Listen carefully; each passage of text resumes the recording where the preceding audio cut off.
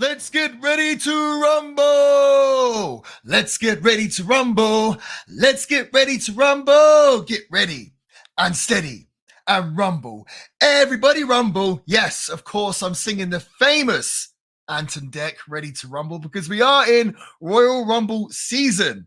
What better way to celebrate Rumble season than to review a Royal Rumble? And today we're taking it back to 1998. Kind of the start of the Attitude Era, or maybe the start of the Austin Era. A very interesting time for the WWF, now E. So we're taking it all the way back to 1998. Funny little fact about that Anton Deck Ready to Rumble song. I'm assuming our American audience has no idea what I'm talking about. But did you know that it's actually Ready to Rumble with a H after the R? And they had to do that because Michael has the, I guess, trademark or copyright to Ready to Rumble. So it is Michael Buffer, right? Yeah, not Bruce Buffer. Michael Buffer, I believe. Yeah.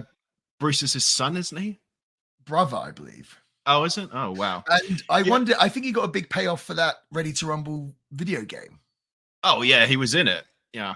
And I wonder if he got it from the movie as well.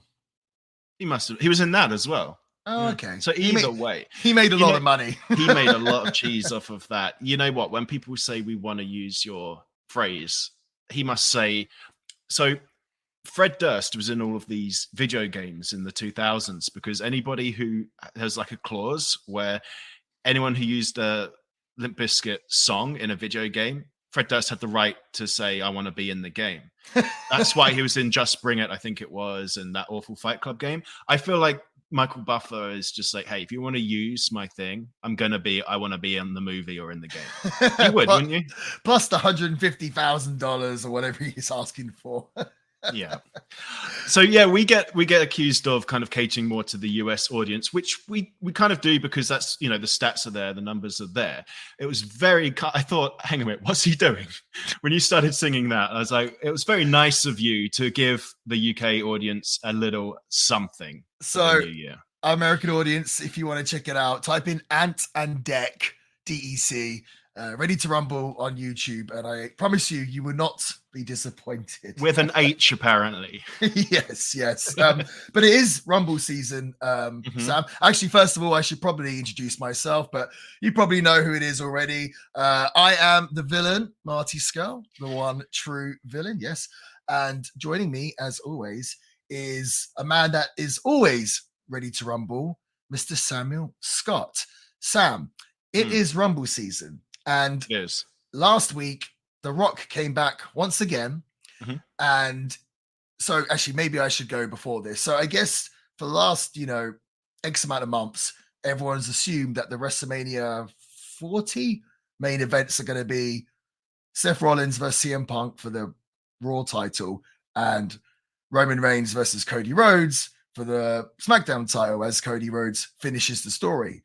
But then I guess The Rock this week for a spanner in the works because he came out, did a promo, and basically ended it basically calling out the head of the table, Roman Reigns. So now it's like, well, they're going to do a Rock and Roman Reigns match, but when are they going to do it? And it's got everyone questioning, like, okay, does this mean Cody's not going to finish the story at WrestleMania? There's people speculating that maybe The Rock will wrestle Roman Reigns at Elimination Chamber, which this year is going to be in Australia in a stadium. So they're obviously going to need to do something big to sell that place out. But I just think if they're going to do The Rock versus Roman Reigns, arguably like the biggest match in a decade, I personally can't see them doing it anywhere but WrestleMania. Yeah. And then we've got this Royal Rumble coming up, and Roman Reigns is defending the title in a 4-way against LA Knight, Randy Orton, and AJ Styles. And some people are suggesting, maybe Roman will lose the title to Randy, and then he can wrestle The Rock at Mania without the title, and Cody can wrestle Randy and finish the story and beat him for the title at Mania. But at the same time, I don't think they're doing this super long Roman Reigns title reign to have him lose it at, again, anything other than a WrestleMania, and to Randy Orton. Like you just see, and in a 4-way, just doesn't make sense. Do you know what I mean? Yeah, no, I agree. I feel like they've kind of last minute packed quite a lot into this, if you want to call it season. I don't know what you call it. And I don't know how it will pan out, but I feel It seems like someone's going to be disappointed. Yeah, these are all very grand ideas, and Mm-hmm. maybe they can't fit them all in WrestleMania coming up. So someone probably will be disappointed. I don't know, man. I mean, could they? I don't think they could do, if they did Rock and Roman, I don't think they could wait till next year's WrestleMania to do Cody. No way. Yeah. Maybe they can. Maybe, I don't know. I mean, that really would be them like telling the story. But at that point, do people just start to lose faith in Cody? I think so. Kind of Lex Luger effect, you know? Yeah, I feel like they're going to have to wrap the bow up on this soon-ish. We're not talking.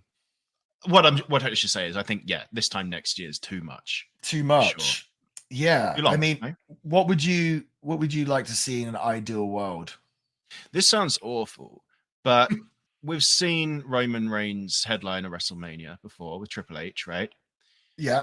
We've seen The Rock come back quite a few times. Mm-hmm. I would rather see the resolutions of the storylines happen, which I feel like would be more organic, saving those for WrestleMania, especially when like titles are involved. But that's what I want to see. I don't think it's actually going to happen. I think they're going to save the big guns for WrestleMania. It's going to be Roman and The Rock, right? That's what you think. Okay, but you're saying, do you think it's going to be Roman? It's not what I want. But you'd rather see Cody and yes. I mean, there's even some people being like maybe a freeway, or I don't even know if you know this, Sam, but WrestleMania now is on 2 nights. So some people suggesting that they do Roman and Rock one night and Roman and Cody the other night. But again, that to me just doesn't work because both matches take away from each other then. Do you know what I mean? Just doesn't. Yeah, and isn't this Royal Rumble coming up 2 nights as well? No, the Rumble's just 1 night. But they'll have, just 1 night, yeah. Oh, okay. So it's an interesting time. But what I will say is I think it's really cool that, you know, they've got the fans questioning stuff again. Like the fans don't know and they're kind of excited to find out. I think that's a good thing. Do you know what I mean? Like, it's almost like you've got to watch the TV now because you want to know what's going to happen. You know, I think that's a good thing. That is a good thing. Yeah. And whatever they do, people will complain. But sure, like, some people will be happy, some won't. But at least something's going on. You're right. Yeah, and I think it's a really good thing that it's like kind of like we discussed before, but it's like, oh no, we've got too many potential main events. Yes. Do you know what I mean? Like, that's too many stars. That's never too bad. It's better than the other way around, for sure. Yeah. So you're right. I think that's. Well, I'd love to hear from the chillins out there. What do you want to see at WrestleMania? You want to see The Rock? You want to see Cody Rhodes? You want to see CM Punk? Let us know. Send in your emails to mail@thevillainpod.com. And that is mail, M-A-I-L. I-L, yes. Mail like M-L. I can't even spell. I'm tired. No. I'm sorry, Sam. Oh, no. Yeah, send us in. Let us know. And also, whilst you're doing that, whilst you're emailing us and letting us know what you want to see at WrestleMania, also, why don't you leave us a 5-star review on iTunes or Apple Podcasts, whatever it might be. That would really help us out with the algorithm. Sam, do we have a review this week?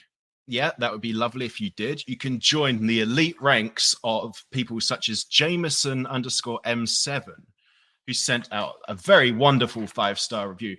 Incidentally, guys, if you don't want to type out a massive review, you can just do the 5 stars. You know, that would still help us out. And if you want to kind of remain anonymous, just do the 5 stars and don't write a review. We're cool with that too. But if you want your name shout out on the show, if you want to be immortalized forever yes. in this amazing podcast, like Jameson M7 is about to be, write a review of along the lines of this style of caliber. My favorite wrestling podcast.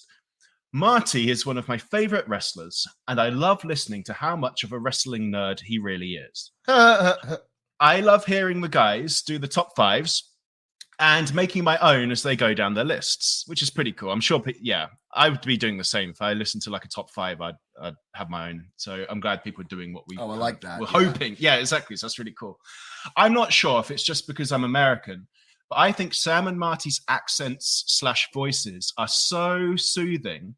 And I often listen to this show before bed, which implies that they nod off to this, right? Which I think we said this right at the start of the podcast, but maybe we didn't say this. That's, to me, is like the greatest compliment ever. I agree. Yeah. Yeah. That's I like my agree. dream. It's like, yeah, that's amazing. So when I hear things like this is really cool. The only thing I would say is I wish they would cover modern stuff more often, as I thought that the NXT, AEW, and the War Games episodes were really great. I'm glad you thought they were really great. I did as well. Regardless, if you were a kid that started watching wrestling in the early 2000s or late 90s, or just a wrestling fan at all, this podcast is definitely for you. Thank you, Jameson M7. Wonderful review. Lovely review. Thank you, Jameson. You know what? That all this talk about the Royal Rumble and him stating that he'd like to hear us cover more recent stuff, that's got me thinking maybe for your lovely review, Jameson, in return, Sam, why don't we review the Royal Rumble 2024? How's that sound? Oh yeah, that'd be awesome. Yeah, there you go, Jameson. You made this happen. How about that? Your wish is our command. We're very malleable like that. You just gas us up and we'll do what you want. It's that easy. Well, Sam, let's not waste any more time. Nope. A few weeks' time, we'll do 2024 Royal Rumble, but right now, let's get into the Royal Rumble 1998. Okay, Royal Rumble 1998. It begins. An intro package is played that is par for the course, but still enjoyable, showing tonight's ensemble cast. It centers around the championship, so the concept of a championship, and the fight around the championship, showcasing the different archetypes of characters who are fighting for it. It also shows the headbangers, like they would ever in a million years, ever win the WWF Championship, which, by the way, would have been at WrestleMania 14 for 1998. We're greeted to a packed house. San Jose Arena, San Jose, California. Attendance at 18,542. And also, if you watch it, you've got like kind of no idea what that figure looks like. It did look like a packed house. You know, they're jammed in, and everyone's kind of, you know, it was a hot crowd. This is, you know, obviously January 1998, and you can tell business is really picking up here, right? Yeah. Coming from 96, which is pretty damn poor, and 97 starts to pick up, and here it's starting to really get up there. And obviously the best is yet to come, but it's kind of fun to watch these shows and see how, you know, the attendance kind of grows. Yeah, and this was a hot crowd. Did you notice that throughout? Yes, very hot. So that's wrestling was hot in 1998. Yeah, man. Like, so the numbers are one thing to talk about, but also the attitude of the people in attendance is another thing to look at. And yeah, these guys were hot. Yeah. The date, January 18th, 1998. They have an indoor blimp, so that was nice to see. Love the blimp. By the way, on our second episode, we talked about a blimp for half an hour. And I had to cut it. Yeah, we did. And I cut it. We're blimp enthusiasts. We're blimp enthusiasts, yeah. Popular boxing man Mike Tyson is in attendance. Martin, would you like to guess the buy rate? The buy rate, Royal Rumble 1988. I'm going to guess 280. Oh, maybe it's more. I'm trying to remember the WrestleMania 14 buy rate, which was good. I'm going to say 285,000. It's actually more than that. It was 300 on the nose, apparently. That was pretty close. It was pretty close. It's just interesting to hear that you kind of lowballed that as opposed to highball it. So it was you already knew it was buzzing, and the buy rate was higher than that. So that's indicative of, you know, how hot this was, like you said, around the time, which is really cool. Yeah, that's a crazy good buy rate. It's huge numbers, yeah. The tagline, I'm not going to make you guess it. It's impossible. It's apparently pain, just a 4-letter word. What do you think about that? What do you mean? What I think about it? Well, they have every pay-per-view they have a kind of theme, and some are looser and some are tighter than others. And if you look at the marketing material, the posters, Royal Rumble is on a piece of paper that's nailed into the back of Stone Cold Steve Austin's head, and he's got nails all over his head. And when I saw that on Peacock on the thumbnail, it reminded me of, you know, that doll in Toy Story that has spider legs? Oh, yeah. Yeah, it basically is that, but it's Stone Cold Steve Austin. Pain is just a 4-letter word. It sounds like either a tagline on a, what was that brand? No Fear? Like a No Fear Oh, brand. yes, yeah. Used to be in like Sports Direct, or it's pain is a 4-letter word. That's 100% a slogan that The Rock would have on his Under Armour brand of clothing, huh? Yeah, all this stuff is like, I'm a lion, or like the hardest working man out there, or like blood, sweat, and tears. Pain is just a 4-letter word. So I don't know. I feel like that slogan is a very parent of the times of 1998. I think so. Yeah, I think it is. I had a question for you though, right at the start. A sign was held up by a fan that says, "Vince, your tag teams suck." Was that a thing around this time, like a popular criticism of the product? Or was that just like one man's musing? I saw that. I was like, oh, maybe Marty will know.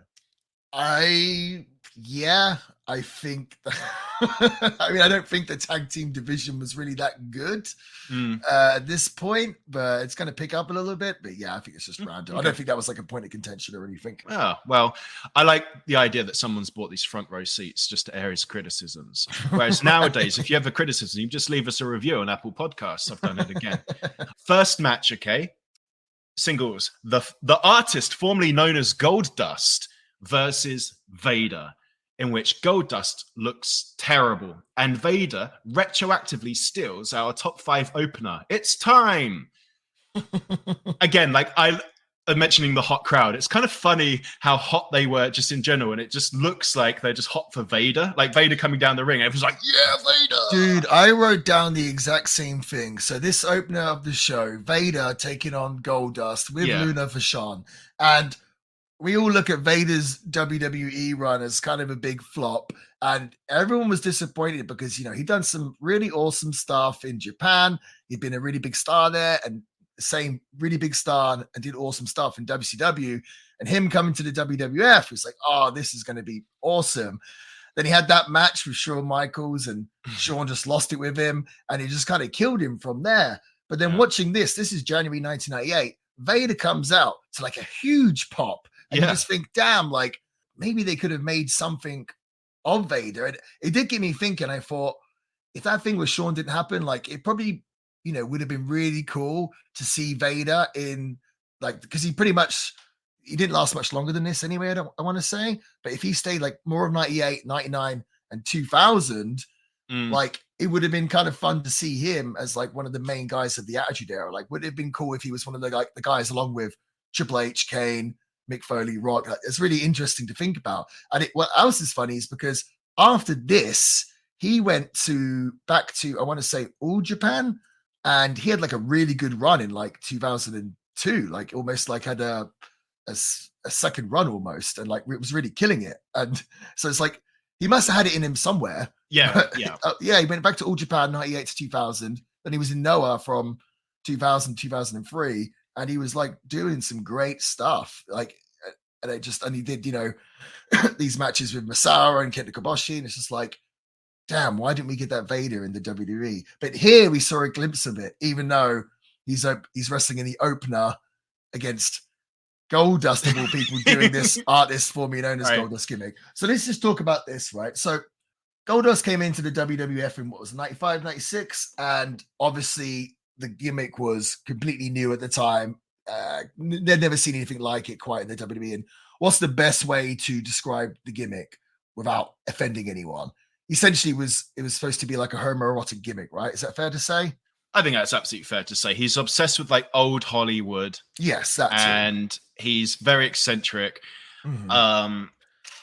Very like camp is putting it mildly. Yeah, it's not camp. I'd say because he's past that. Yeah, and obviously it was done to kind of get a reaction from the people, and it did.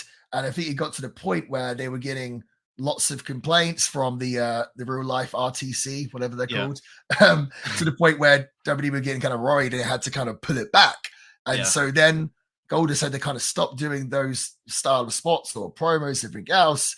And then he felt like, oh, now I'm just like a guy in a gold suit with gold face paint. So then he was trying to think of ways to reinvent himself. And he came up with this formerly known as Goldust gimmick, where essentially what's the best way to describe the gimmick? Because he wore something different every time. But basically like a guy that had lost it and would wear all alternative punk.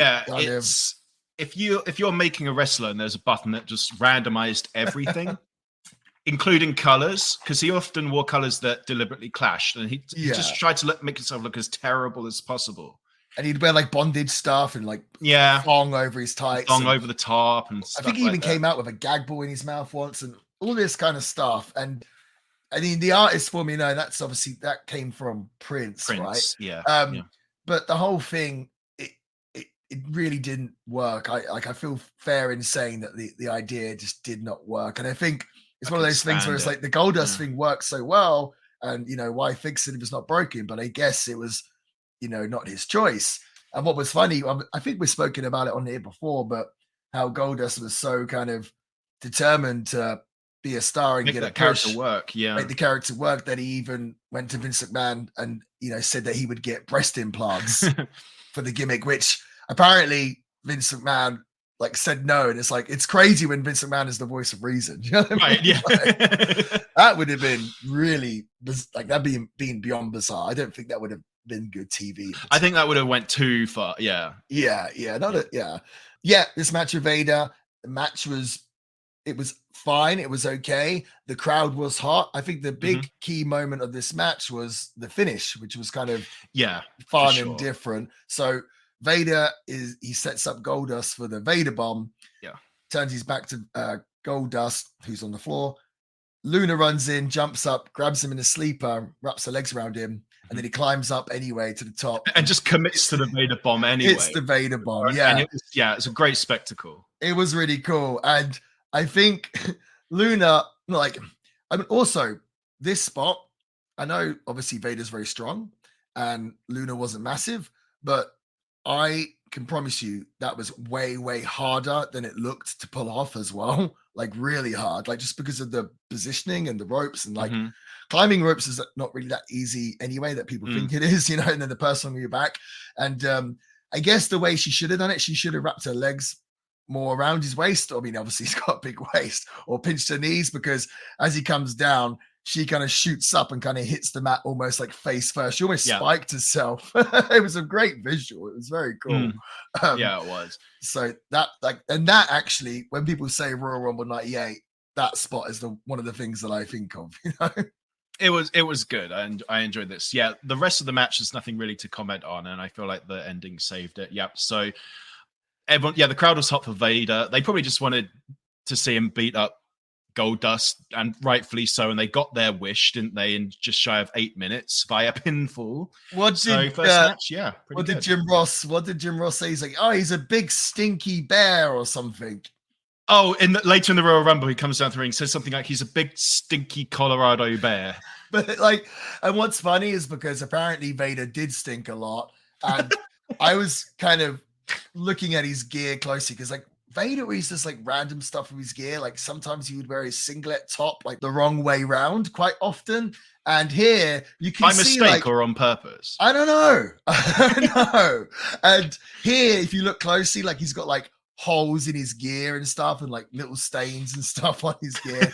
Apparently his masks, I don't want to speak ill of him, but apparently his mask did not smell great. But I'm a massive Vader fan, by the way. So, we both are. Yeah, I think a lot of that stuff probably held him back in the WWF, But yeah. It's funny stuff. Honestly, you were such a big fan of the Goldust original gimmick, and then he changed into this. None of us liked it. It did seem like a big downgrade, and that got me thinking, that might be a good theme for this week's top 5. So this week's top 5 is the top 5 worst wrestling transformations. It's time. It's Vader time. Oh, sorry. No, of course, it's time for Marty and Sam's top 5.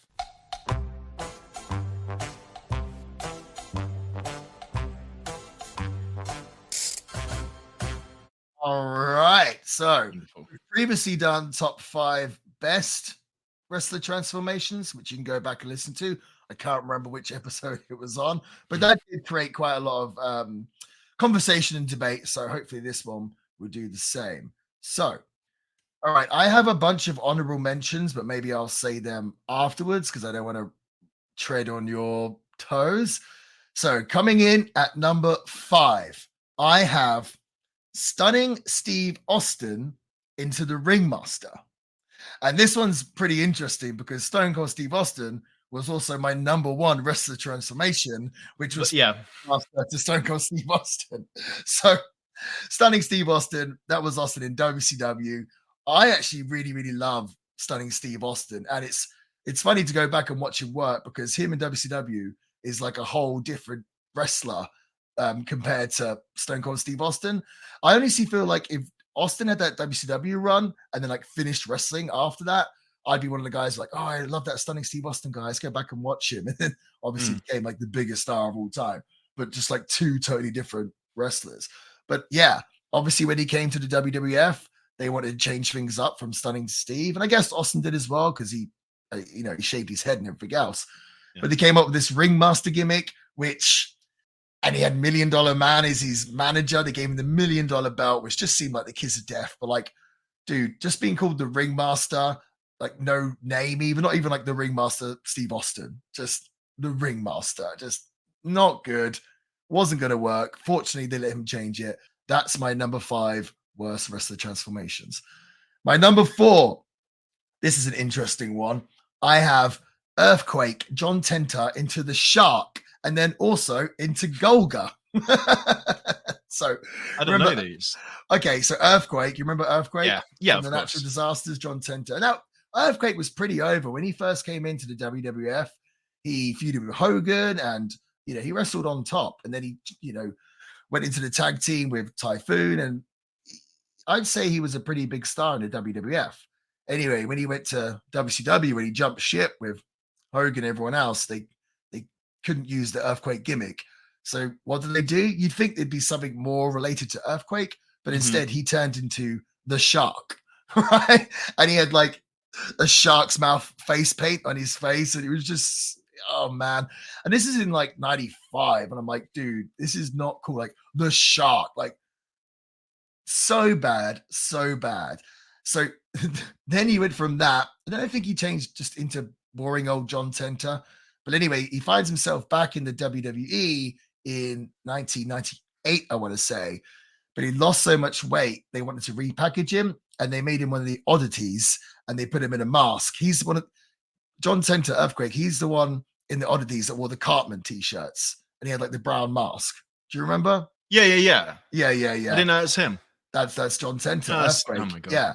And the idea was supposed to be that like he had like a big like lump on his face, and I think that was like in the mask at one point as well. And I didn't realize till like years later when I used to watch Golga, I never realized it was Earthquake. Do you know what I mean? Until like a few years later. But yeah, from being like main event wrestling Hogan to then like a step down to doing the Shark, then a step down to like being a job guy in the oddities, which is kind of like, yeah, not the best wrestler transformations. So coming in at number 3, Headbanger Mosh into Beaver Cleavage. Now, what?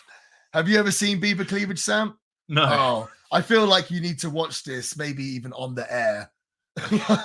So basically, whilst I pulled that up for you, Beaver Cleavage. So I guess Headbanger Thrash had got injured, and Vince Russo wanted a way to kind of repackage Headbanger Mosh to do something else whilst Thrasher was away. Yeah. And I'm assuming it was based on some American character that I don't know.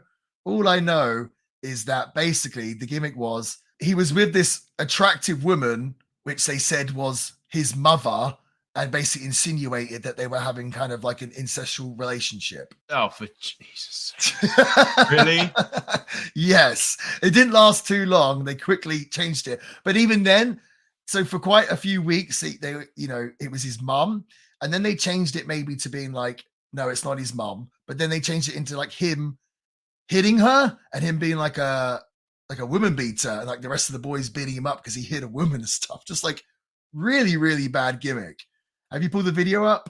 Okay, straight off the bat, YouTube's come up with a warning and have to click I understand and wish to proceed. I understand.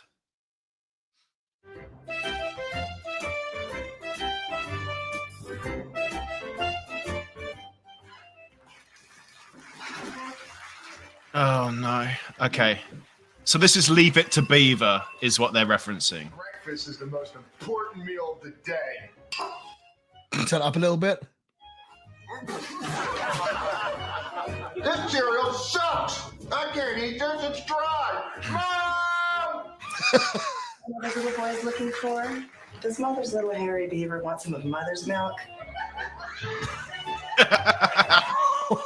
Dude, for those who haven't seen that, she asked him if he wants some of mother's milk, and he turns to the camera and starts smiling and like raising his eyebrows, like, "Do I?"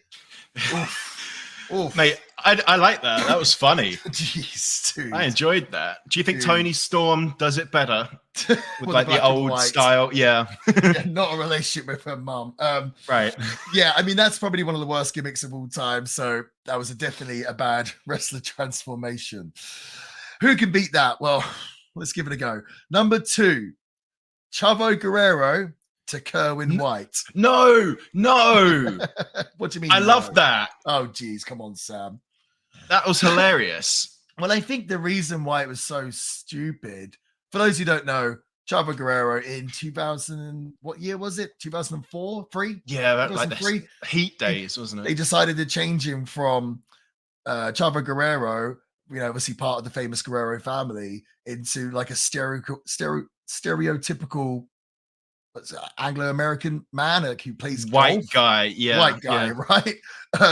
So just completely ridiculous. He dyed his hair blonde and was riding a golf cart. And I was going to say, fortunately, but obviously that's not what I mean. But like, well, fortunately, the gimmick ended. But when Eddie passed away, they obviously decided to strip it away from Kerwin White, which was the 100% the right thing to do. Like, thank God they didn't. Oh, was that around the same time? Well, that's why they stopped doing it. He was doing it before Eddie died. And then Eddie died, and and then he came up as Chavo Guerrero. So that makes a lot of sense. But yeah, these the thing is as well, I feel bad for the wrestlers. Like these gimmicks, like this and the previous one, Beaver Cleavage, like that are just made to kind of. They're not really made to get the wrestler over. They're made to be, make headlines and be controversial and everything else. And it's kind of like at the expense of the wrestler, I feel.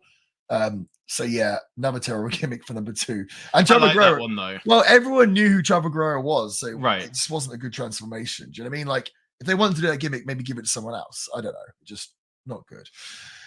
And my number 1, Mike Awesome as that 70s guy and as that fat chick Thriller.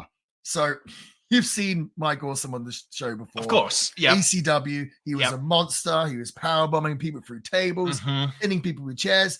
And at the time, I thought Mike Awesome, because he was in ECW, I thought he could be a massive star in either the WWF or WCW. And I was so hyped for him to eventually end up in one of them, because I was like, oh, he'll be a main eventer and he'll be doing the power bombs to the Rock through the tables. That did not happen. He ended up in WCW. He came in basically as Mike Awesome, and then I guess Vince Russo decided he didn't have personality. How many times have we heard that? And I think originally they gave him the gimmick of that 70s guy, where he was like a 70s guy. So he's wearing like the suit with the big collars and the glass, like cheesy glasses, horrible hair, just really, really bad. And then they turned him into the fat chick Thriller, where he was into big woman, was his gimmick. It was just like so poor. And I just thought, like, man, like you paid Mike Awesome. They paid him really well as well. I think they gave him a big contract. I was like, you got him, and this is what you decided to do with him. Just killed him from the get-go. So that was just a really awful wrestler transformation. But I have a lot of honorable mentions. There was Tenzai, because I quite liked A-Train into Tenzai, who's doing the Japanese gimmicks. Did not work. On this show, we're going to see Terry Funk playing Chainsaw Charlie, which I never really understood. We're here to talk about the show, so I'm going to put it over to you, Sam. Number 5, I've got, it's not so much like a gimmick change or a transformation or something, but do you remember when Heidenreich became a road warrior? Yes. You know what I mean? Like, it's not necessarily like Heidenreich had something amazing and then he changed to a different gimmick and it killed him. It wasn't something like that. It just, like, the whole thing, I just felt like just didn't work. And I think obviously a big part of that was, so Hawk died, right? Yes. And instead of like breaking up the Legion of Doom, they just put Heidenreich in as a replacement for him, right? To tag team along with Animal, but they didn't make a brand new tag team or change anything up. It was just like filling in Hawk's shoes straight away. So like the whole thing just doesn't sit right. And I'm going to count that as a transformation.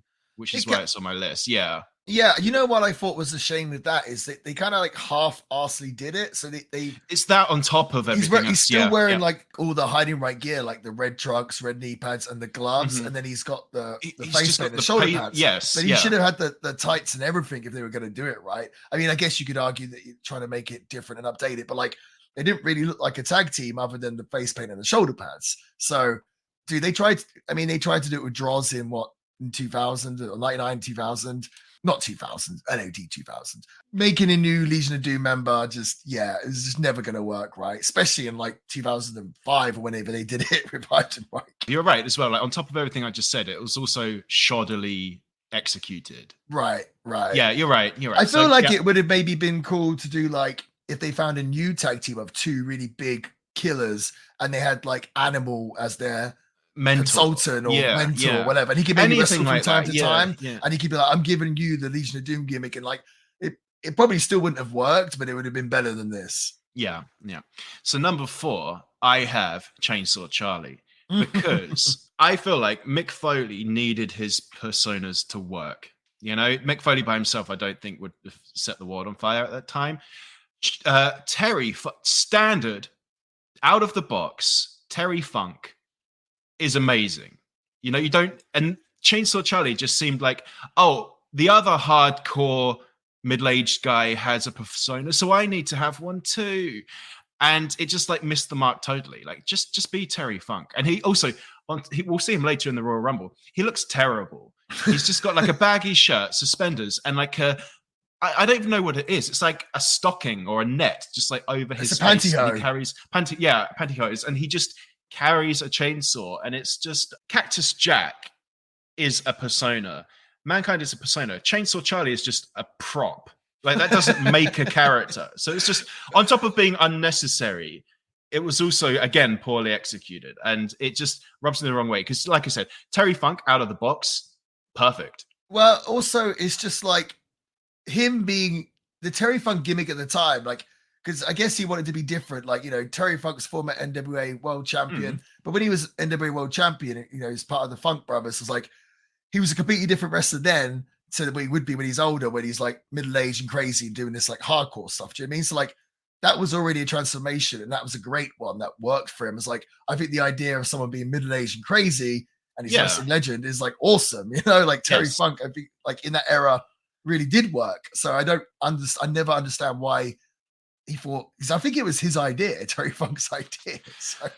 And you're right. So like Mankind, you said about this on the infamous now 5 Faces of Foley reel that we did. Each of his personas are completely varied and different. They're completely different characters. Whereas Terry Funk is a middle-aged crazy guy, and Chainsaw Charlie is a middle-aged crazy guy with tights on his head. With the chainsaw. With the chainsaw, So Terry Funk used to wrestle for FMW a lot in Japan, and I think he saw Leatherface in Japan. He used to come out with the chainsaw and go through the crowd, and all the fans would run and scream. And I guess he saw that and thought, oh, this is a money gimmick, and brought the chainsaw into the WWF. But Terry Funk is one of my most favorite wrestlers of all time. But the Chainsaw Charlie, I don't hate it. I just like love Terry Funk so much more. So it just seems a waste. It's a total waste. I think that's the problem. My number 3 is who? I can't believe I'm even doing it. Yeah, of course. Right. Who? This is another, you know what you were saying about Kerwin White, and where it's like, okay, this isn't to like get in controversy like perhaps the others were, but it's clearly at the expense of the performer. I feel like who? Just so they make the Anvil this character called Who just so they can do a pun. Like you're now reduced to a pun that's not even funny or clever. I think that's just such a slap in the face and such a waste. Don't you? Yeah, I mean, I don't think it lasted very long. I think I don't think it did either. A few times, but like this, I mean, but also I don't know if it was meant to be like a full-time gimmick or it was only meant to be done like once or as a part of the storyline. I'm not particularly sure, but yeah, again, just kind of like just a gimmick. Like obviously you're not gonna have a main event wrestler called Who, or it's just, and it wasn't really even a gimmick. It's just Jim Anvil in a mask, and they're going who, and then silly. Yeah, it was not good. So number 2, I have Sheamus into that Snatch type traveler character with the awful hat, and he just looks like really floppy and soft and doesn't look like a hard man at all anymore. It's still technically Sheamus. Is it a transformation? I think so. He just went from being really cool and really badass to just, what the hell? Does he wrestle in that? He's got a different thing now, no? Does he wrestle in trunks still, or does he wear the? I've seen pictures of him like in the tank top and the pants and the hat, but he wrestles still in his trunks, right? I don't know. Yeah, he did. Let me pull this up. He did another one off that. He's like the Irish King or whatever it was. He won the King of the Ring one year, and he kind of like ran with that. Yeah. But I guess my point is just my number 1 is this all over, but nothing's better than the original one. I don't think like everything he tries is just not as good as his OG. Like he has. So what do you do with that? He has that Kane effect where been there for so long. It's like you've got to try and switch things up, but I guess he just doesn't really know because the original worked, but it's like it probably won't work forever. So he's trying to switch it up, I guess. So, for example, like Chris Jericho changes himself up a lot, and he kind of doesn't really change, but also at the same time he does, and it kind of works. So, like, there are ways of people who've been around for a while doing something, and I just feel like whatever Sheamus does is an example of something that's just. There might be something out there for him, but I don't think he's found it yet. And I'm using that Snatch, the movie Snatch type character as just. It just took all the edge and all of everything off of the original. It seems like he's playing a part, doesn't it? Yes, yeah. And this is the thing. Sheamus is so unique. He can't really be anything else but Sheamus. Other than Sheamus. Yeah. And there's nothing wrong with that. Yeah. No. That's funny. All right. So who's my number 1? I have no idea.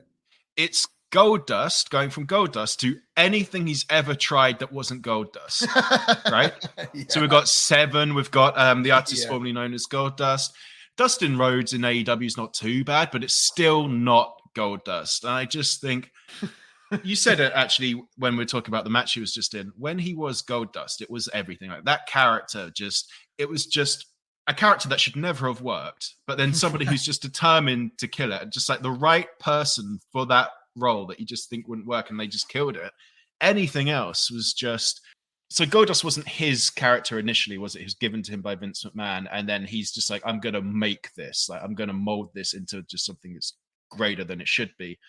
Whereas like the artist formerly known as Goldust, if that was his idea, like it doesn't.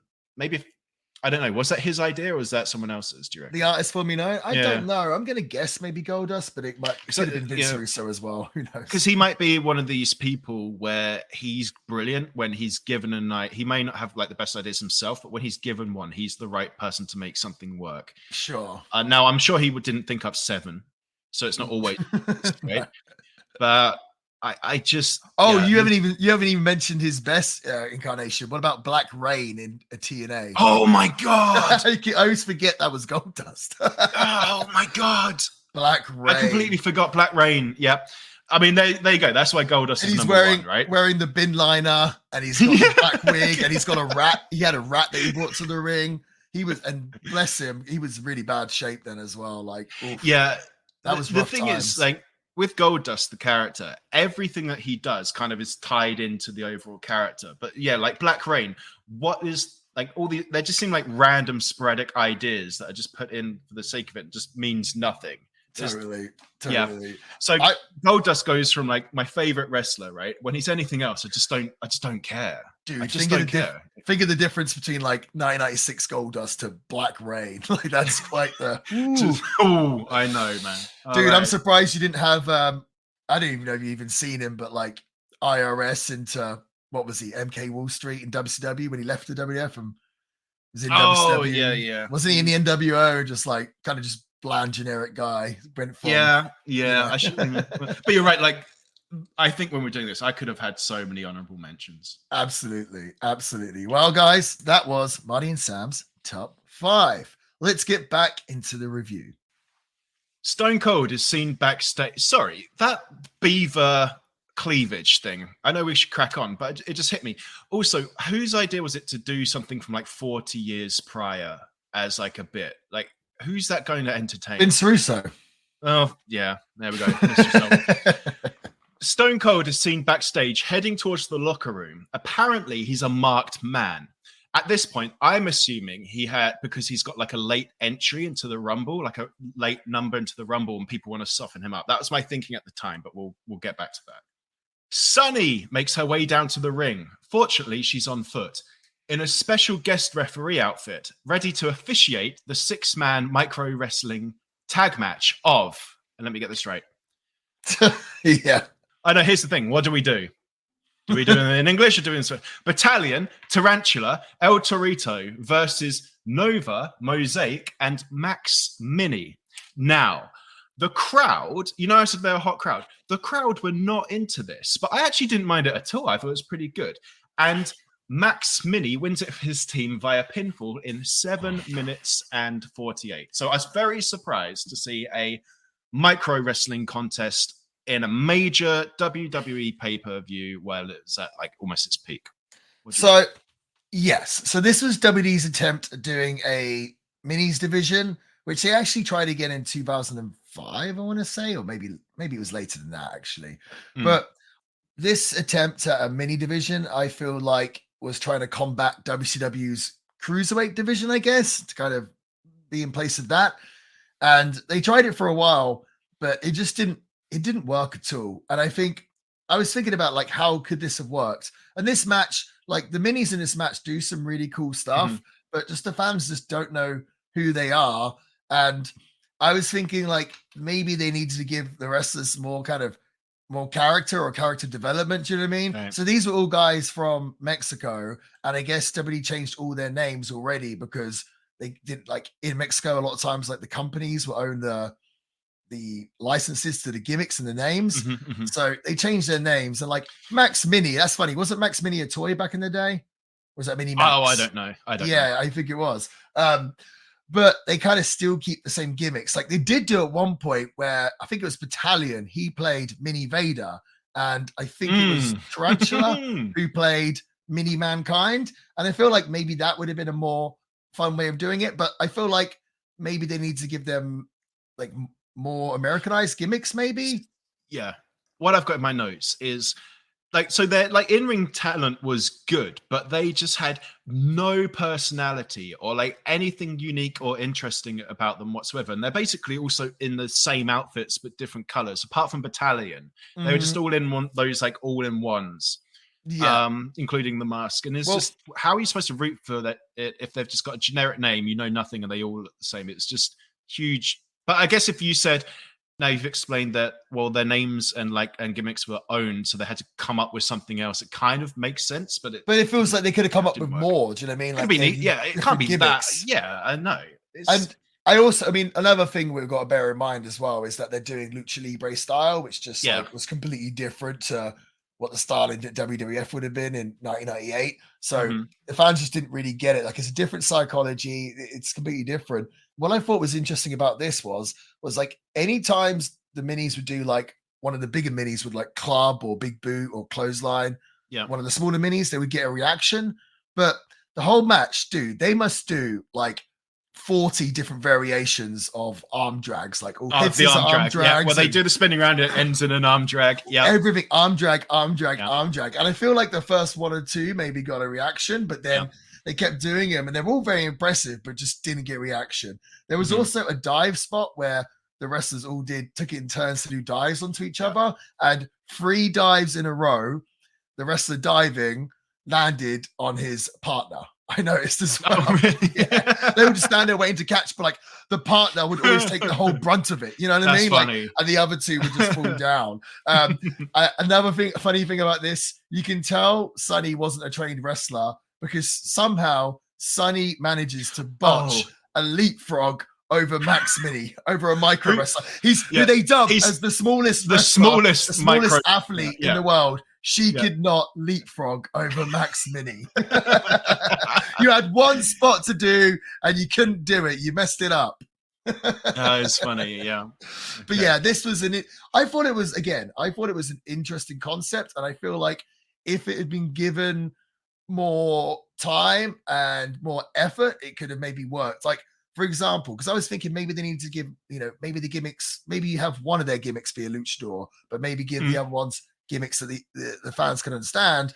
Then I was like, well, they don't speak English, I'm going to guess. But then I was thinking, well, Hornswoggle, they got Hornswoggle really over, and he didn't speak for the longest time. So maybe they could have done something similar with this. And I feel like that's the trick to getting them over, at least at first, rather than just all having them wrestle each other. Maybe have them in there with in a character-focused role as a sidekick to begin. Right? Yeah.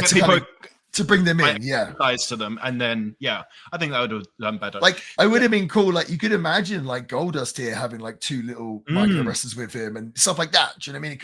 It could have fit with some of the gimmicks they had at the time, and they could have made something work, I think. But I think you're right. Nice attempts, but overall, just I think went over the audience's head. And it's funny because this is where they show Mike Tyson. He's watching, and I was thinking, what does Mike Tyson think of this? Yeah, that's pretty funny. He seems to be enjoying it.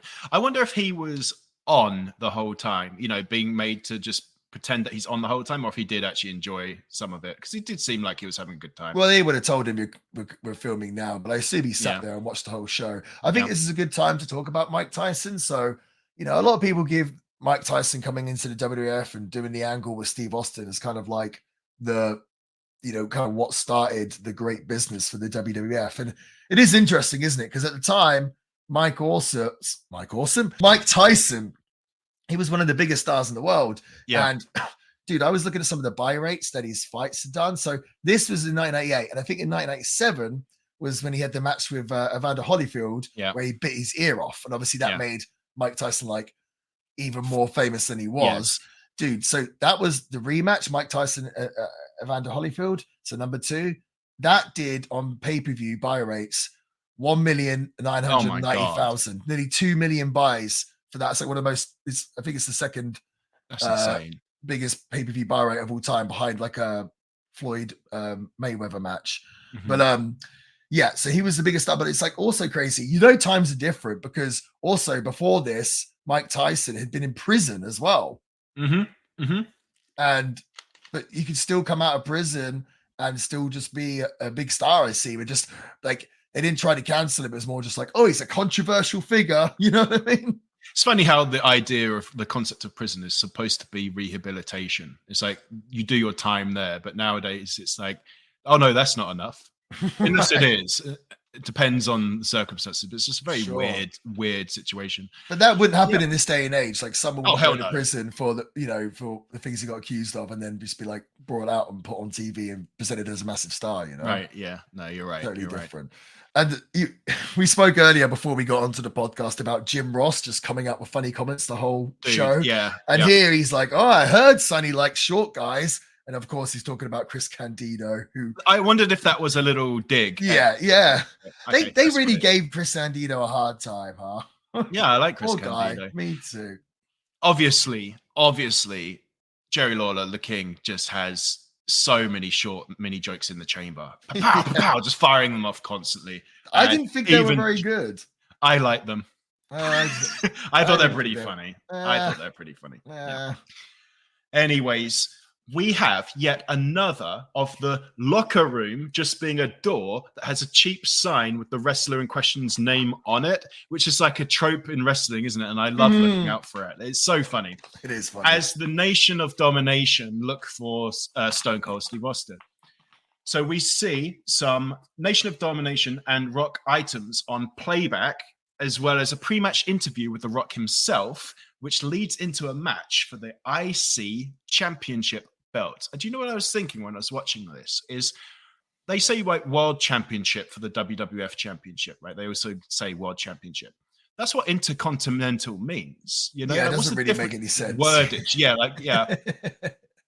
Anyway, so so we have The Rock, who's the Intercontinental Champion, takes on Ken Shamrock, my boy, Kenny Shammy, but The Rock wins this via a fake disqualification in 10 minutes 52, which we'll get to. But yeah, like, talk about the crowd being hot.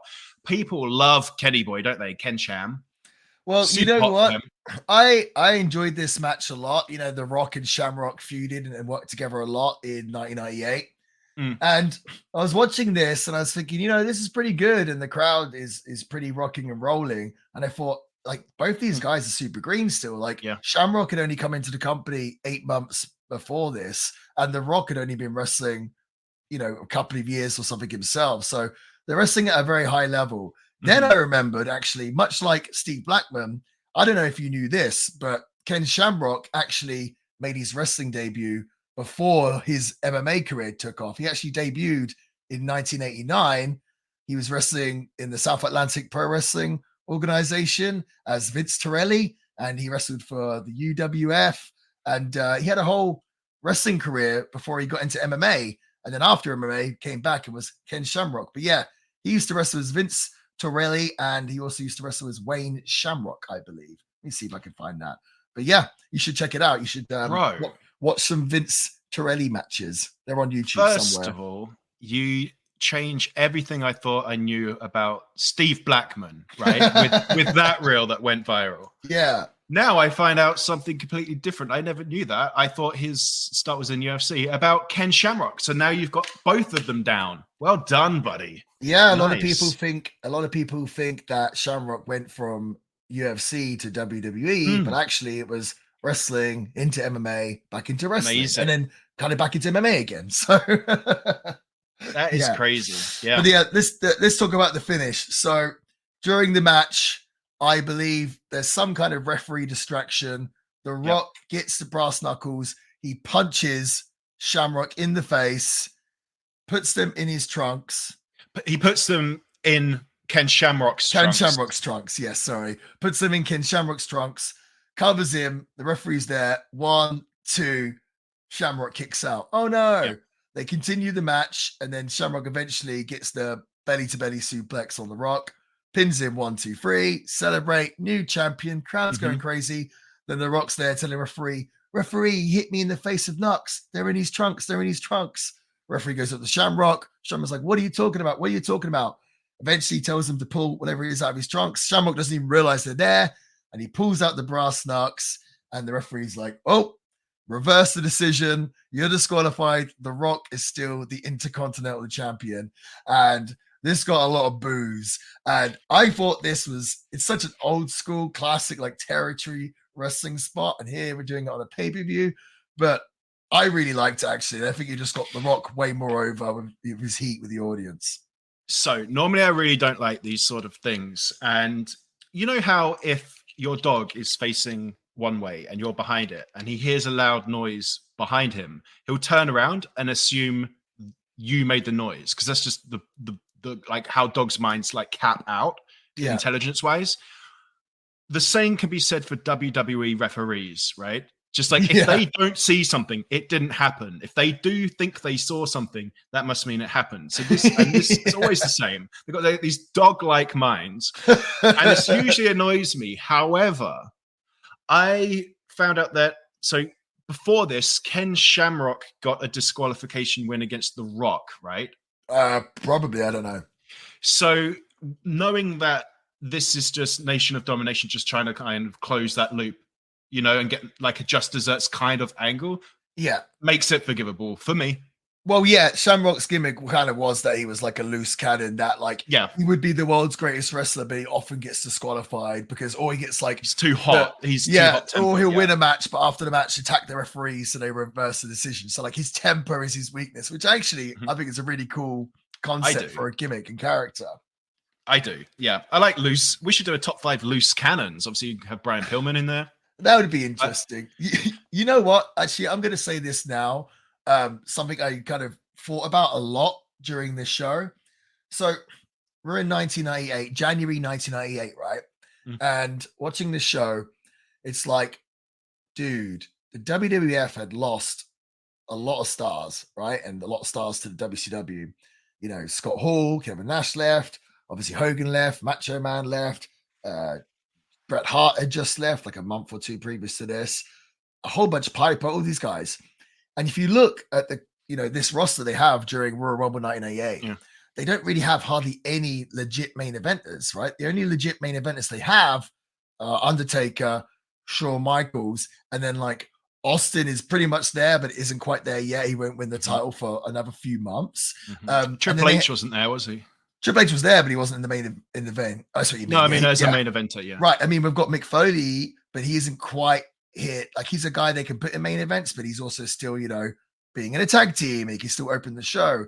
So they really, you know, and it was basically like everyone on the roster other than Undertaker and Michaels, and I guess Austin, like The Rock, for example, in that kind of mid card trying to get there, but not there yet. So it's a really interesting time. Like the pay-per-view before this, Ken Shamrock wrestled Shawn Michaels as the headliner of In Your House, D-Generation X.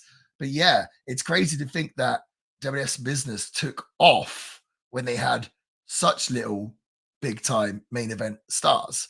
And actually that goes to show me that you can have, you know, you can make it a really amazing show and not have all those stars from the get-go. Like WWF were forced to make their own stars. So they made Mick Foley a star. They made Triple H a big star. They made The Rock a big star. And that's basically what, in the end, helped them win the war. And now, you know, I see the companies where they have like so many big stars and they don't really know what to do with them, you know? But WWF just played it so perfectly. And it's like they took their risks, you know, with these different wrestlers. And like Shamrock, well, he did all right, but he didn't end up becoming a main eventer. And, you know, they brought Farouk in. He didn't become a main eventer. But like the guys, like I said, like Foley, Rock, Austin, Triple H, Kane, they all end up paying off. So, and another thing I thought, so because Bret Hart had left the company like a few months before this, and there's a real lack of main eventers, that seemed like the perfect time to push Owen Hart. Do you know what I mean? Yeah. After Bret left, because the Montreal Screwjob was such a hot thing in wrestling. And when Bret left, Bulldog and Anvil both asked for their release, which WWE gave them, but Owen Hart, they wouldn't. They wanted to keep Owen. And they tried to do that gimmick with him where he came out and attacked DX and it was going to be the Black Heart Owen Hart. It just didn't seem to work. And I think there's a lot of reasons why it didn't work. I think if we had 1994 Owen Hart, it would have been amazing and he would have been maybe world champion. But we didn't have 1994 Owen Hart. We had Owen Hart that seemed, I think we talked about it before, but he did seem to be very disheartened by this point and seemed like his heart wasn't in it. Also, him trying to be a baby face, but then DX were kind of like the gobbling up heels, like the cool heels, do you know what I mean? Where like they would take the mick out of Owen Hart and then beat him up as well, do you know what I mean? Like it kind of almost buried Owen Hart. Yeah. So like the whole thing didn't work. And I just think, damn, it's such a shame that if Owen could have just, you know, in 94, 95, even 96, he was awesome. But then his like 98, 99, you know, not so, he just seemed like his heart wasn't in it because they screwed his brother and I get it. And I guess he was getting older and everything else. But yeah, and it also seems funny that they never really pulled the plug on Ken Shamrock and with him as well. Like by 99, when they turned him heel and put him in the corporation, it just seemed to lose it. Like he lost his spark. But it seems like he could have been a really big star, but I guess maybe they just didn't think he was strong enough on the microphone, maybe. I don't know. Yeah. Because they had him win the King of the Ring in 1998, and that's normally like when someone wins the King of the Ring, that's normally like, okay, they're going to get a big push. A sign that they're right. And he beat The Rock in that King of the Ring final. I do often wonder if the WWE kind of regrets not putting The Rock over in that King of the Ring in 1998. But yeah, but either way, yeah, really fun match, good finish. Awesome. This is, you know, very much 1998. I think of this Ken Shamrock and The Rock feud. Actually, another thing I was thinking, sorry to keep going on, but this is a podcast. It's kind of how they work, so, especially ours. The Nation of Domination. They've been quite prominent in this era, right? So they are prominent, but I will say this. They were never a main event stable. I guess that was more reserved for the original incarnation of DX. And I feel like they could have been a main event stable. Obviously, it'd have to be headed by The Rock as the world champion, but I guess they felt like The Rock didn't need the Nation to be champion. But I do kind of feel like now, you know how like WWE likes to kind of make their own history? I feel like they kind of portray that the Nation of Domination were like a main event stable when they kind of weren't, you know. I feel like they tried to like imply that they were like on the same level as NWO or certainly not on that levels. No. I mean, and also I'm not talking bad of the Nation of Domination. I love the Nation of Domination. I thought they were great, but I don't know if they tried to portray them like I feel like they romanticized them quite a lot. I think because how well obviously they went on to specifically The Rock, and how the Nation of Domination was kind of like the key thing that helped The Rock get to the next level, I guess. So that's maybe why. But speaking of Nation of Domination, so we did that Glacier reel last week, and you were saying how when Glacier used to come to the ring and took off his ring gear, he looked nothing like Sub-Zero. Somebody said something along the lines of even Farouk looked more like Sub-Zero, and I was like, Farouk, what do you mean? Like, what are you talking about? And I started Googling. Sounds like you know what I'm going to get at. This is new to me. Freaking, let me pull it up. So apparently, before Farouk came in, it's not before he came in. It's when they brought him in. When he came in, I guess he's supposed to be like a gladiator, modern day gladiator. Yes, I think it was. But if you put him side by side against like the Sub-Zero at the time, right? Yeah. He does look more like Sub-Zero than Glacier, who's supposed to be a Sub-Zero character. I just found that kind of funny. So even the little like belt thing. Yeah, do you know what? I never even put the two and two together that his outfit looks just like Sub-Zero, but it does. You're right. Dude, isn't that funny? Like gladiator gimmicks in wrestling had just never worked. Like Farouk trying to do the gladiator gimmick did not work. The SmackDown general manager, Nick Aldis, was Brutus Magnus in TNA, the modern day gladiator. That didn't work either. It just gladiators in wrestling doesn't seem to work. It seems like it really should. Right, yeah. As well, that's the funniest part. Yeah. Maybe. Okay. Well, yeah. Oh, by the way, we should fill up anytime Steve Blackman or Ken Shamrock are on an episode, we have to fulfill our quota and mention how ripped Ken Shamrock looks. We'll get to Steve Blackman later. I also wrote down in my notes, shame to see a fan pointing a laser pen in Ken Shamrock's eyes. Dude, it's funny. The laser pens was just a big thing. Used to be such a thing. 90s, yeah. Right? Yeah. How lame. Like the laser pen and X, whoever they don't like, is gay as a sign is just like such a sign of the times. You know, there was Ted Turner is gay, Goldust is gay, and the laser pens in people's eyes. It's like, okay, we're watching a 90s pay-per-view. Late 90s, for sure. Yeah. For sure. So, bro, after this, there's this pre-match interview with the Legion of Doom, and my God, so Animal needs to like breathe, just like stop and breathe. That's all the Legion of Doom promos. Isn't it amazing though? Like he just says his lines not only at max volume, but like with no punctuation or stopping at all, and it just had me in stitches. Which preceded this Legion of Doom versus New Age Outlaws tag team championship match, where Legion of Doom they do take it home, but it's via a disqualification in 7 minutes 57 seconds. This is not necessarily a good match, but it's kind of interesting because we've got Legion of Doom, who are legends, but they're getting on. And they want to kind of get over the New Age Outlaws, who I like. So they're in this kind of middle ground. It's like, how do we make these guys look strong? We've had this before, actually. Same guys, right? And I tried to make a YouTube video about it. It got instantly copyright struck, and then I gave up, got really angry. But they managed, I feel like, this wasn't a very good match, but they did manage to make the Legion of Doom look relatively strong. But do you feel like they managed to get over New Age Outlaws, which was the overall goal, like effectively? They tried to make them seem kind of like, I guess, cunning or like wily, but it still seems kind of one-sided, despite the fact that I guess the WWF's goal was to push the new guys. I just found it kind of muddy, but kind of interesting to talk about. So first things first, like Hawk is in really quite bad shape here, at least bad shape for Hawk. Like he doesn't look like the same Hawk he was 10 years ago. And I think at this point he was going through his, addictions pretty bad. So it's obviously a great shame to see. Yeah. Another thing, I always thought this was funny how, to me, the Road Warriors, Legion of Doom, they always seemed much smaller in the WWE, WWF than they did previously when they wrestled for like Crockett or AWA.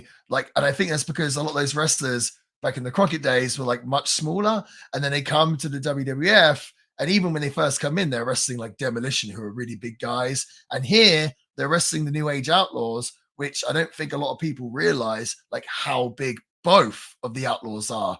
Billy Gunn is one of the biggest people I've ever met in my life. Yeah. He's massive, like so much bigger, so much bigger than he looks on TV. He's a giant. And I've met Road Dogg before as well, and he's a giant as well. Like it's a big guy.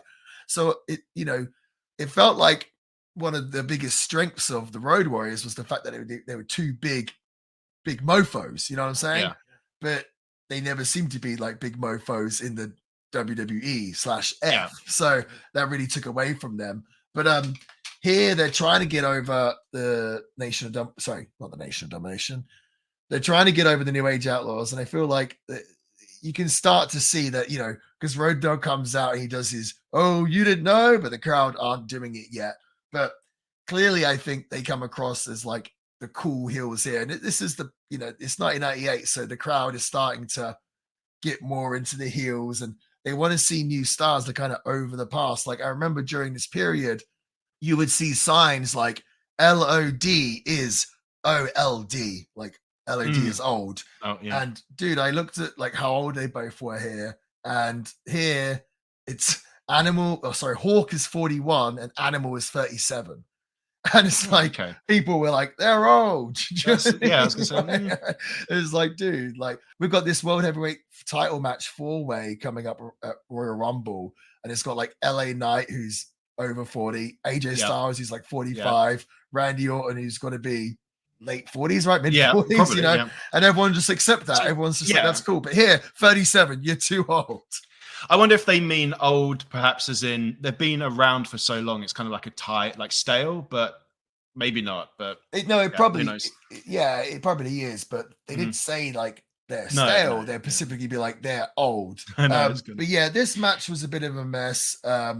Pretty horrible. But I thought you would have popped for Road Dogg coming out in like the opposition's jersey, I guess.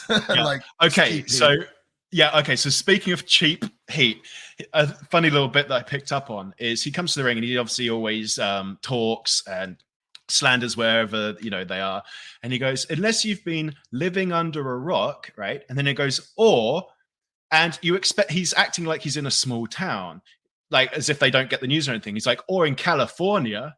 It's like the entire state of California, that you're acting like it's some small rinky-dink town that won't have heard of the New Age Outlaws. Just kind of made me laugh. He didn't even say San Jose, which is still massive. Right. He's like, California, like the biggest state in the country. Just made me laugh. But yeah, and he's in Green Bay Packers. They both actually, Billy Gunn was as well. But what's funny is their kind of bit was stolen from them, because behind the commentators, there's a fan also in the Green Bay Packers outfit before the New Age Outlaws came out. So they got their bit stolen, which I thought was kind of funny. Yeah. After that, we see why Stone Cold is a marked man. And it just turns out it's because the rest of the locker room find him annoying with all of his stunners. I was like, okay, I thought my one was better. I thought it was like tactical. Well, I think it's a bit of both. Yeah. But I found that kind of funny. Like, they're just sped up of his stunners. We should point out that this whole show is basically sort of revolved around Steve Austin. Yeah, so it keeps cutting back. Everyone wants to beat him up, and it's all about Stone Cold. Where is Stone Cold? Is he gonna, all of this sort of stuff? But it actually bleeds into the Royal Rumble match itself, and we'll get to that actually now. So the Royal Rumble, though, it begins with Cactus Jack and Terry Funk as Chainsaw Charlie, whose terrible Chainsaw Charlie persona has the worst entrance music ever. Now, I know what you're going to say. It's not entrance music. He doesn't come down to the ring with entrance music. They overlay a chainsaw revving sound and just don't turn it off. So that way people who are watching TV think it's a live chainsaw. Right. That's technically his entrance, it's entrance audio, right? So that's got to be people say like Brie Bella's got like the worst entrance music ever. And first of all, that's not even true, but this has to be. Yeah, this has to be. Now, worse than this, however, was them taking turns taking unprotected chair shots to the head for a wacky, unhinged bit. It was painful. It's painful for them, but painful to watch. This is gross. Man, like Cactus Jack hits him around the head, and not just that, but Chainsaw Charlie's just like got his arms by his side. He's like wanting it, like go on, hit me, and then they do it, and they're just savage. I'm speaking from experience and having been a wrestler for nearly 20 years. Steel chairs are so much more painful than they look on TV. Like they look, you watch these chair shots, you're like, oh, that's bad. It's like you don't realize how like bad and actually how kind of heavy they are.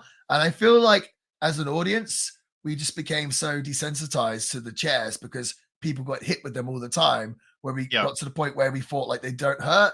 But I promise you, absolutely, like go pick up a steel chair and tap it on your bloody head. Like they're so much worse than they look. That's why I feel like there's just no point, because they don't even like look as good as they hurt, if that makes sense. Right, yeah, because it just people would just think, oh, it's made out of like tin. Like I'd rather 100% rather just go for a table, because the crowd bloody loves tables in this day and age. We want tables, and the tables don't really hurt, but chairs, horrible. Dude, I got a steel chair once to see what it was like, and I just like held it at the top and on one leg, and just like went like that, and like quite hard, but like nothing like what we just saw, but still like it wasn't like a love tap, but like quite hard, and literally like it made my teeth chatter, like it made my like my teeth hit my own teeth, and it was like super painful. Dude, knowing that, watching those, like it makes you feel sick. Well, think about this, right? Like, even Mick Foley. Mick Foley's a big ass bloke. He's like 6'3", 4, whatever, massive. Or like you've seen that, like when The Rock was, swinging and smashing Ken Shamrock in the face or the head with a steel chair, and it's like The Rock, who's like 260, 6'4", whatever he is, and he's swinging a steel chair like it's a baseball bat, like. I'm surprised. On the beyond the mat bit, yeah. Right. I'm surprised, like, dude. I don't know if this is a morbid thing to say, but I'm surprised no one died from some of these chair shots. Do you know what I mean? Like, all we've seen before with like Mike Awesome, Masato Tanaka. And it's like, these guys are literally swinging those chairs, like I said, as hard as they can, like they'd be hitting a baseball bat to a ball, I just think, like, that was, like, the dumbest thing that went on in wrestling, I think, maybe ever. Like, the idea of the unprotected steel chair shots, headshots. Suppose there hasn't been like a class action. Well, I think they have tried a bunch of times. Oh, really? I think like Raven and stuff tried to get a group of wrestlers together to go against WWF about like concussions and stuff like that. Yeah, I think that's been a thing, but I just don't think they really stand a chance, I guess, against WWE's legal team. But no, it's not fun watching those steel chairs, and it's so funny because it's like Mick Foley and Terry Funk are both such great performers. I know, dude. Seemed like a shame that they had to do this, but they could do so much to entertain us. They resorted to that. Was it before this? I think it was Los Barricos go looking to beat up Steve Austin, and they think they found like backstage, and they think they found him, and they're beating him up, and then they realize that it's not Stone Cold Steve Austin, but it's one of the DOA. And I thought that was a really nice spot. And what I was thinking when I saw this, so I always thought it was funny how Stone Cold Steve Austin is the hottest thing in wrestling in 1998, right? The top guy in the WWF. And then you had DOA, which were Skull and 8-Ball, and they were both bald guys with goatees wearing leather waistcoats. And I feel like no one else in the world would have got away with wearing that. Like, obviously, Steve Austin's like, oh, you can't be bald goatee and wear a leather waistcoat. But the Harris brothers, he wasn't going to tell those guys what to do. Do you know what I mean? Like, he probably just like, oh, yeah, I'll say nothing. That's clearly what happened. It's so funny. So actually, that case of mistaken identity, we'll fast forward a bit to the Royal Rumble as you brought this up. Number 22, nobody comes out. And I'm writing the script for this, so I had to kind of find out what happened. Turns out nobody came out for 22 because that was Skull's spot in the Royal Rumble, but he got taken out beforehand. And I actually thought that's kind of clever. That's good. It's like, you have to dig around. And that would still in the Rumble then? Say what? Is he still in the Rumble then, or does it like expire? You know what I mean? Oh yeah, that's true. No, not you with your loopholes. Instagram will kill you again. Just some of the highlights from this Rumble. Obviously, I think the most famous thing that this Rumble is for, I mean, other than Austin winning again, obviously they do the 3 faces of Foley, and I hated that. Interesting. Well, do you know what I thought was funny, which no one's ever really pointed out? So people talk about the fact that Mick Foley was in the Rumble 3 times Cactus Jack, Mankind, and Dude Love in the same Rumble, and people talk about it like it was the greatest thing ever. And I thought it was pretty cute. It was good. But what people don't talk about is the fact, like, yeah, it was cool and funny to do, but doesn't it kind of bury Mick Foley? The fact that he had like 3 attempts to win the Royal Rumble and still didn't win at all. Do you know what I mean? Like, yeah, you're right. He must be a pretty crap wrestler if he has 3 attempts. You know what I mean? Like, just keeps getting eliminated, keeps going back in, but then he still can't win. Like, I found it funny that the order of which he came in as well was like the most badass to the lamest. You think they'd work their way up. He starts with Cactus Jack, then Mankind, then ends quite late, by the way. He had quite a late number. Maybe it's 26 or something, as Dude Love. No, it is interesting. I guess Dude Love was kind of like the more newer one then, I guess. But, okay. Yeah, so that was like the big kind of spot during the whole thing. They're telling the story of the Nation of Domination fighting with each other the whole time, which I don't know how I felt about that. At one point, Owen Hart comes. We just spoke about Owen Hart, but he comes to make his entrance, and he's jumped by Jeff Jarrett. And this was Jeff Jarrett when he was doing the NWA Aztec. Jeff Jarrett, he's with Jim Cornette, and this I think is like the worst version of Jeff Jarrett, like this awful Aztec singlet leotard. He's got his hair kind of tied back. I'm a big Jeff Jarrett fan, but you have your limits. This gimmick in 1998, with 1998 is very much counterculture and everything else. It was just never going to work. And actually. So we watched WCW last week, and you know how I said like every wrestler in WCW, like they all just wore black, like black spandex. Yeah. Here at one point, I'm looking in the ring, and other than The Rock, like no one was wearing wrestling gear. There was like one of the Godwins. There was like the Headbangers. There was Chainsaw Charlie. There was Mick Foley's wearing tights, but he's got like a t-shirt on, and maybe a few others. And I was thinking, it felt like WCW was doing all black, and WWF was like not wearing traditional wrestling gear. Yeah, because it's 1998. It's like counterculture. Right. We can't just be a traditional wrestler, you know. You mentioned the Headbangers actually, and we also mentioned South Park shirts earlier, and how with Earthquake. But remember when we talked about the South Park shirts originally, we were like, WWE would never do that. Incidentally, Thrasher, I think, maybe Mosh, comes and he just has a Marilyn Manson t-shirt on, which I guess is more thematically appropriate, but it's still kind of the same thing. It's weird. I guess WWF had to have cleared that. Just interesting. I don't know. I don't really know how that would work. Another funny point, Mark Mero comes out and like Sable, I'll get my Mark Mero as well. There we go. But he comes out with Sable as his manager, and then she was like managing at ringside, and she's also like on the hard cam side for quite a while until I think someone told her to move. But like, correct me if I'm wrong, I feel like managers have never been a thing for the Royal Rumble, have they? Like stood out on the floor. It seemed kind of odd and out of place, right? Yeah. Luna as well later. Luna as well. And I thought the reason why they were both out there is because they were going to have like a fight. Cat fight. Yeah. That didn't happen either. Didn't happen. No. It's funny, man. Mark Mero, he in WCW as Johnny B. Bad, I thought was a really bright personality and a really good gimmick. And I thought it brought a lot to the table. When he came to the WWF, he started off as Marvelous Mark Mero or the Wild Man Mark Mero. And that was all right, I guess. But then when he turned into this boxing gimmick, it just didn't work at all, I don't think. And I think the worst thing for Mark Mero was the fact that they brought him in with his real life wife, Sable, because just all the attention was on her and he could never, ever get a break. And then when they did try to push him, Steve Austin refused to work with him because he had taken a powerbomb from Sable. So then Austin's like, I'm not going to work with him if he gets beaten up by a woman.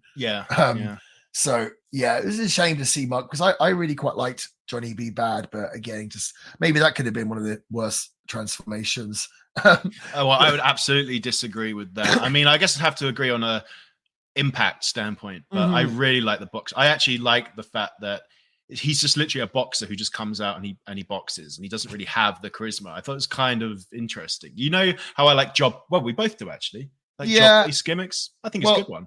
Dude, speaking of Job guys, how bad a shape did Ahmed Johnson look here?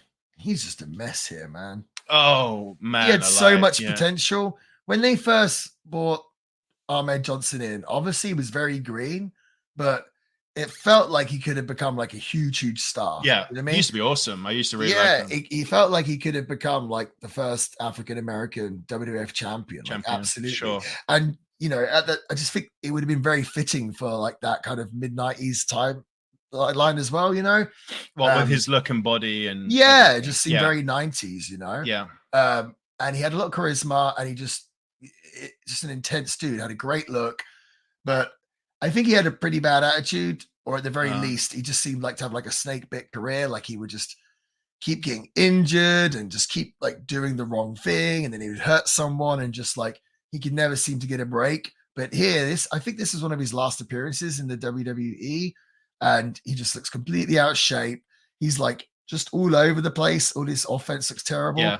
When he finally gets eliminated, and then like Phineas Midian is on the floor, and for like no reason, Ahmed Johnson like tries to kick him, and he kicks Phineas, and then he like falls over whilst kicking him. Just like, you can't do anything right. Then he's like walking backstage, and he's got a massive wedgie, like his trunk's right up his way, arse. I didn't notice that. Yeah, dude, like how did you not? He's got like the worst wedgie ever, which is just not good for TV. No, for and like TV. he walks past Carmen Mustafa, the Godfather, when Carmen Mustafa's doing his entrance, and as they walk past each other, like Carmen Mustafa like pushes him and kind of like runs away, and Ahmed like almost tries to go for him, then he's just like, nah, and just walks backstage. So he just got pushed and just didn't have any comeback whatsoever. Yeah, that's hilarious. Like, I am so glad bad. that he was in the Royal Rumble though, and I'm sure you picked up on this as well. I swear on the commentary, JR says Mark Henry is handling the Big Johnson with 2 arms.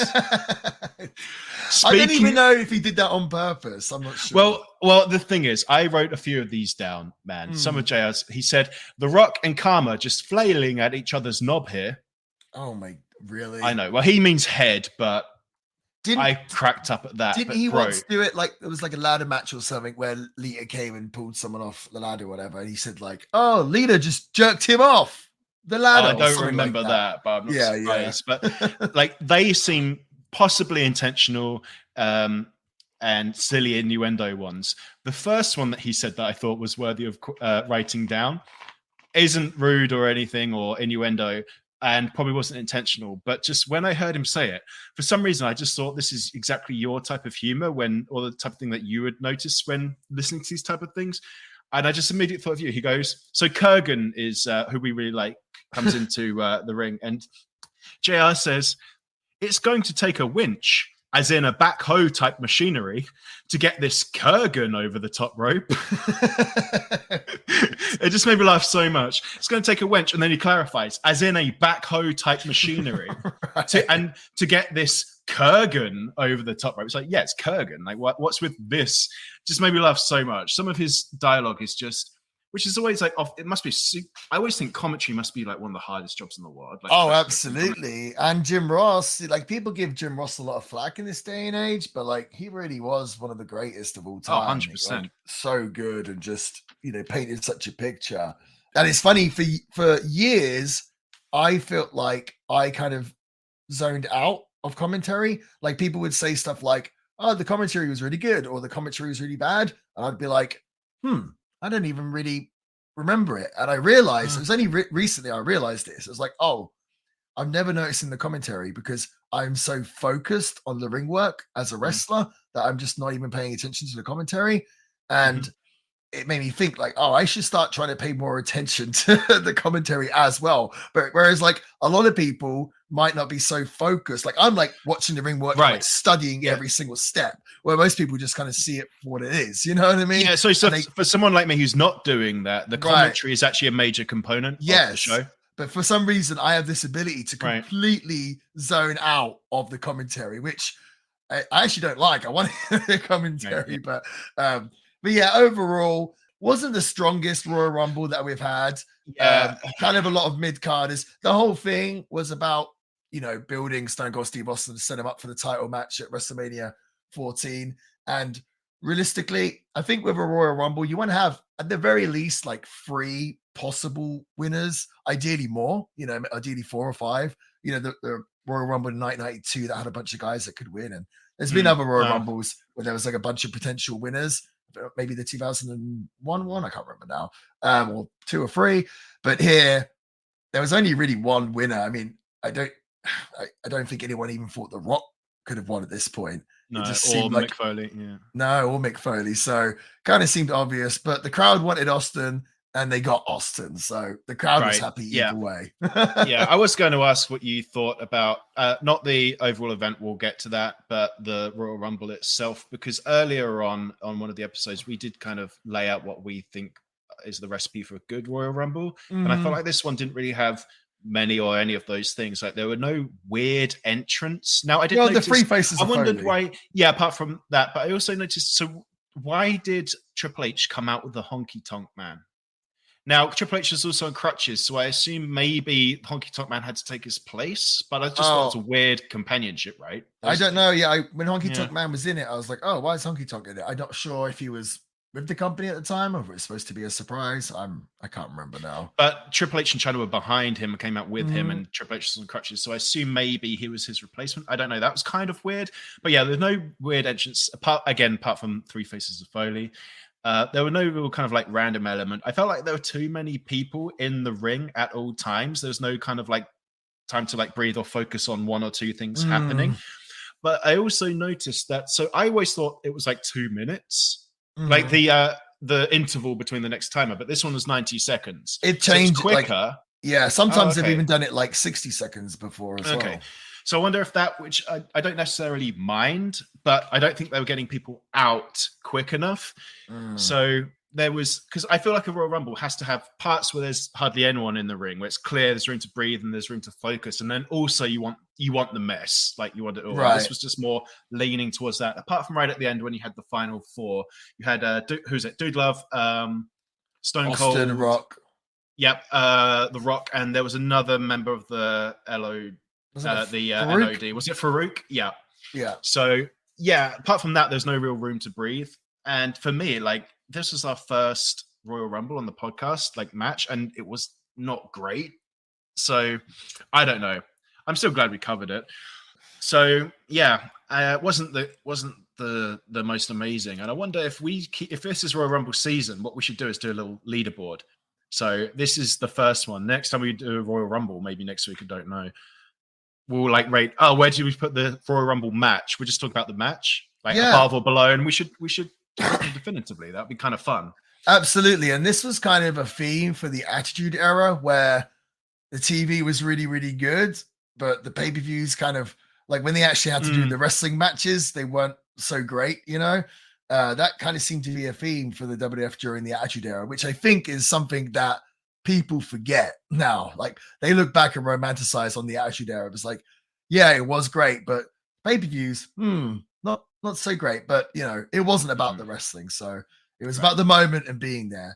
So Stone Cold Steve Austin wins the Royal Rumble. Yes, which Vince McMahon, I assume, wouldn't have been happy about whatsoever.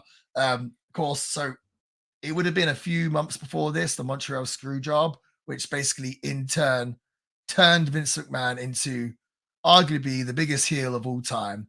Or a lot of people say Vince McMahon is the greatest heel of all time. And it seemed like such a new concept that Vince, because, for years, he had just been an announcer or a commentator. And now all of a sudden it's like the audience works out, he owns the company and he's a big heel. He screwed Brett. But what a lot of people don't realize, I think, is that Vince McMahon had actually had a run as a heel back in 1993. So it's during the time that the WWE was working with Jerry Lawler and the USWA promotion in Memphis. And often Vince and the WWE would loan wrestlers to Jerry Lawler because Jerry Lawler still worked for the WWF. And so WWF would lend them wrestlers to use on their shows in Memphis. Yeah. And I guess they just decided that Vince would become like a heel to antagonize Jerry Lawler, who's the big babyface in Memphis. It's like the first signs of the Mr. McMahon character. If you go on YouTube, you can watch it. But Vince McMahon in 1993 is cutting these heel promos, and it's like really cool to see. Like, okay, because it's like he turned heel in 97, 98, and he was so good at it. And I was like, how did he become so good at it? But he had actually had some experience here back in Memphis. So I just think that's kind of like a bit that most people don't realize. But it's definitely, again, like I've told you a few things to go watch on YouTube. I would definitely recommend type in Vince McMahon USWA, and you'll probably find the promos. It's really interesting and fun to watch. Another one. You're in with all this trivia today, man. Big time trivia. I've actually got some more actually looking at this next match. Nice. All right, yeah, so we'll get to the next match. Again, fulfill our quota. Steve Blackman was in the Royal Rumble. Amazing physique. Also, hairy chest. Michael Cole interviews Iron Mike after the Rumble, where Mike lets us know that Cold Stone is my man. Dude. Cold Stone. It's funny because isn't Cold Stone like an ice cream? Cold Stone Creamery. Yeah. So maybe Mike Tyson really likes. When he meant Cold Stone as his favorite, he might have meant yeah. So a video package sets. This is going to sound very negative, but this is just how I feel. A video package sets up the next match, showing the Undertaker and HBK last facing off in the Hell in the Cell. The footage of the previous event being the most entertaining thing so far of this event. I will say this video package I thought was really good. It was though, wasn't it? Yeah, it was really well done. I feel like this was around the time where they started getting really good like this and just kept going. And one day we'll cover it. It's my favorite pay-per-view. The Triple H, Cactus Jack, Royal Rumble 2000 video packages are just absolutely amazing. So this is like the first signs where they're starting to kind of really try and sell the emotion of the events leading up to something that's really well done. Dude, I know I've spoken about this before on the podcast, but we watched WCW last week, and WWE just was so much better at these video packages. They were just so much better at on the overall presentation and the lighting, and so much better at entrance music. All these details, I feel like WWE will be so much better than WCW. And when people talk about the WWF beating WCW, they never really mention these things. And I actually think they were a big part of it. You know, that like the overall presentation of the WWF show was better than WCW's. Like that's why they won. Do you know what I mean? It wasn't necessarily they got this guy, he got that guy, or this happened, or they did this bad storyline. I think just overall, the presentation it had the polish and the competency, and it was just like a much better product overall. And this stuff matters, dude. Right. And you could watch it. Like I remember, watching a Stone Cold Steve Austin video package, like they have one on here, and you see it, and it's like you instantly get what Stone Cold Steve Austin is all about, just in that 2 minute, whatever it is, video. So yeah, the WWE were getting really, really good at it here. Yeah, for sure. And that leads us up to our final and main event of the night, which was a casket match. So I was happy because it's basically a dumpster match for the WWF Championship. Shawn Michaels, who was also the champion, retains it by defeating the Undertaker in whatever the rules of casket match is, putting him in a casket in 20 minutes and 37 seconds. Now, my match of the night having the Undertaker in it, you'd think never, right? but that sounds mean.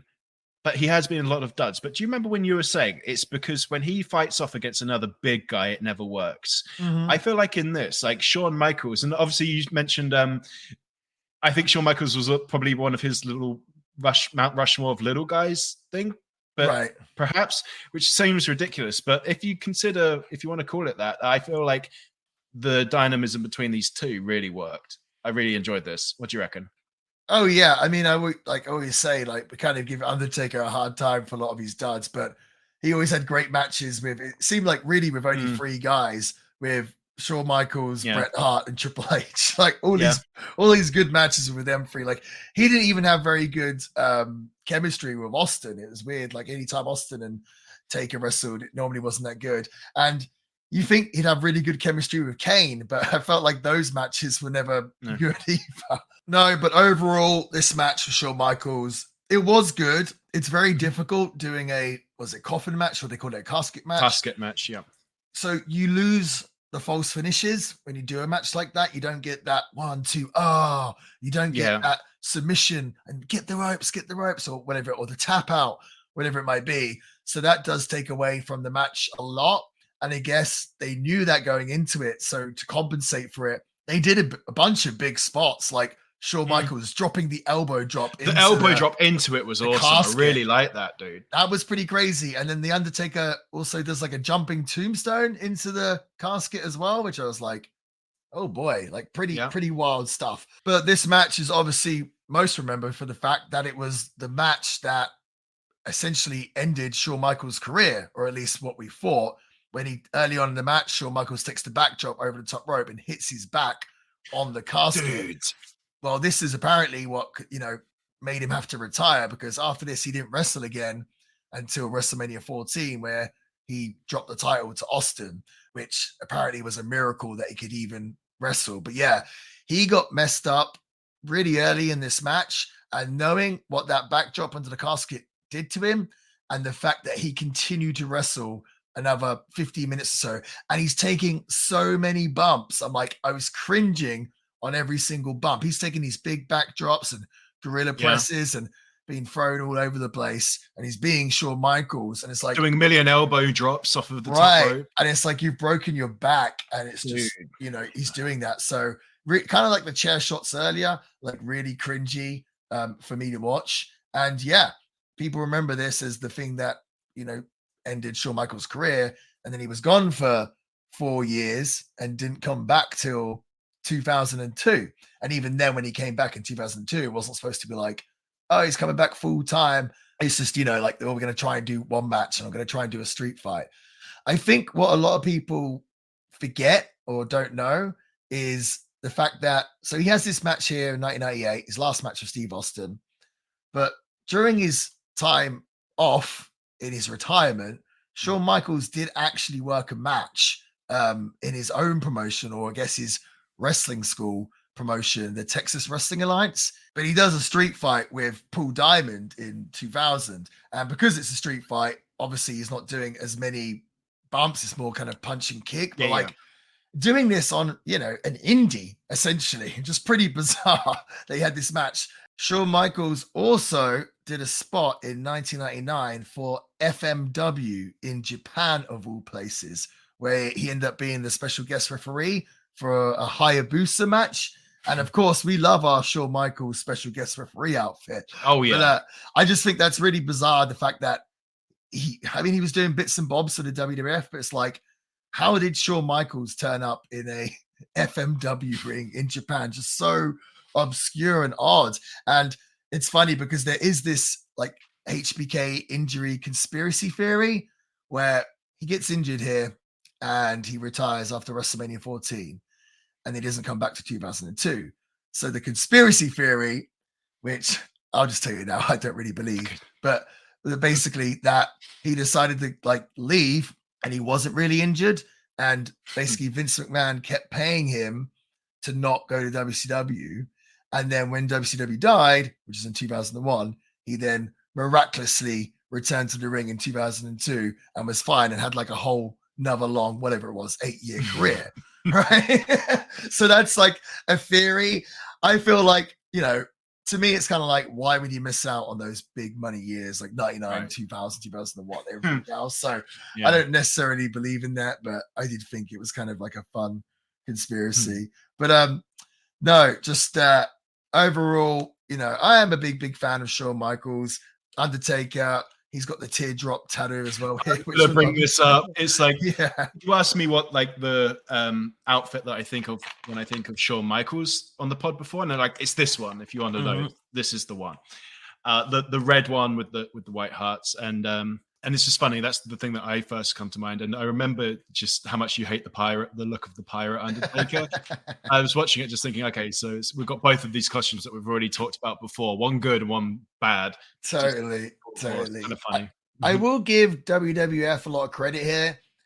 They were good at their booking and keeping people strong and leading it to other things. So they were in this position here. We spoke about it earlier. There's not a whole lot of main eventers, right? So they headline Bad Blood with Shawn Michaels versus Undertaker in a cell. And it's like they want to keep the belt on Shawn, but obviously they've got to keep the dead man strong. It's like, how do we get out of this? And that's how they come up with the idea of Kane. So it gives Undertaker an owl. And then they essentially do the same thing again here at the Royal Rumble. It's like, oh, how can we get Taker out of this match? Okay, we'll have Kane. And not only does it get him out of these matches with Shawn, where he's not getting buried or taking a loss, but it's also setting up a whole program and setting up a WrestleMania match. So like this is like perfect booking. And it kind of upsets me in this day and age that like fans will complain about like disqualification finishes, or they'll complain about run-ins and stuff like that. Like, oh, the match sucked because it was run. Like every fan, it seems like a lot, not all fans, but a lot of fans now want every match just to be an even 50-50 with a clean finish. But to me, that's not really wrestling. To me, wrestling is a soap opera. We want like the drama. Sure. We want the We character always say development. that. Do you know what I mean? Yeah. We want that. And a DQ finish or like all these things should just be tools, you know, Right. in like the writers' like arsenal, right? Sure. Or the booker's arsenal. I think they're absolutely fine. And I think when they're done well, they're really cool. And this is an example. Right. And it's like, what would they rather have? Like Shawn Michaels is the heel. He's half the size of the Undertaker. You just want him to win clean. Him just hit the super kick and win? Or do you want Undertaker's like demon brother? Like, come out, put him in a casket with his like father and set him alive, like set him on fire alive. Smash him open with a pickaxe and set him on fire. Yeah. Right. Which one? Exactly. Yeah. Like, no, I completely agree with you on that. 100%. Yeah. But what do you think of the match? You enjoyed it? I enjoyed it. So I didn't know that this was the match that supposedly put HBK out. The bump I did notice. I was like, oh, that's gross. So I just enjoyed it watching that. I felt like you may have watched it differently, knowing this whole time while you're watching it, just going, oh my God. So maybe we've had two different experiences, but what did you think of the match? Like, what did you think of the match just for what it was? And what do you think of the match knowing what you knew? Yeah, like his back injury. It's a Shawn Michaels match, so it's always good. And it's just like, it's crazy how he managed to be able to move and stuff still, considering how injured he was. Like, that's obviously why, in terms of in-ring, he's certainly one of the greatest wrestlers of all time. So, I'm going to say now, really, this is the only option for match of the night, huh? Yeah. Oh, totally agreed. Yeah. We might as well just do this now. Yeah, match of the night, I'll say Undertaker and Shawn Michaels. Yeah. Worst match of the night, I would probably give to probably LOD and the New Age Outlaws. I thought really kind of sucked. Also, the minis match was I didn't mind the minis match, man. Yeah. No, I'm going to give it to LOD and New Age Outlaws as well. I was thinking of the Goldust and Vader match. That was good. To write home about, apart from the finish. I think the finish saved it. So, yeah, I think that's fair. What would you give this out of 5? I was thinking for me that, it's hard. Like 2, I think is probably fair, but it doesn't that seems unfair to the final match. But I think overall, I think 2 is kind of fair for me. I was honestly kind of disappointed with this event, man. I'm going to say right in the middle, 2.5. I wasn't offendedly, it wasn't offendedly bad. It wasn't really good. It's these Attitude Era pay-per-views, I feel like always get rated higher than maybe they should, just because I'm so nostalgic for it. And it's like you watch it and the crowd's just going nuts. So it's hard to not be sucked into it. Do you know what I mean? Like whether we think the matches are great or not, it's kind of like the crowd is just loving it and that pulls you in. So I'll give it overall 2.5. It's, it's still part of WWE history. It's really fun to go back and watch and see this kind of the rise of Stone Cold Steve Austin. And we even see like the rise here of The Rock and, there's even Triple H is there and everything else and Foley. So overall, I thought it was a fun show, but not the strongest. But like I said before, this kind of seems to be a theme for the Attitude Era pay-per-view. So, but as for a Royal Rumble pay-per-view, like I said, kind of feel a little bit shortchanged on this one. We're going to do another one next week, right? Do you have any in mind? Why don't we do 2002? Oh, that's with Ric Flair and Vince McMahon, the street fight? I believe it is, yeah. Dude, I just said 2002 at random. I couldn't even did remember. I'm pretty sure it's a good one, man. I'm pretty sure. I'm we need excited. a good one. Yeah. a lot of the pay-per-views in 2002 were good, so yeah, that makes a lot of sense. Safe year, was it? Absolutely. Good year for wrestling. We'll do it all again the same time next week. Guys, if you're listening, follow us on the old social media at The Villain Pod. And if you haven't already, go give us a 5-star review. And Sam, I'll see it to you. All right. Thank you, Marty. Yep, we live off these 5-star reviews. They keep us going. So just crank those out. We want all ratings, 5-star ratings if you don't want your name read out. And yeah, that really does keep us going. So until then, have a good week. Till next week.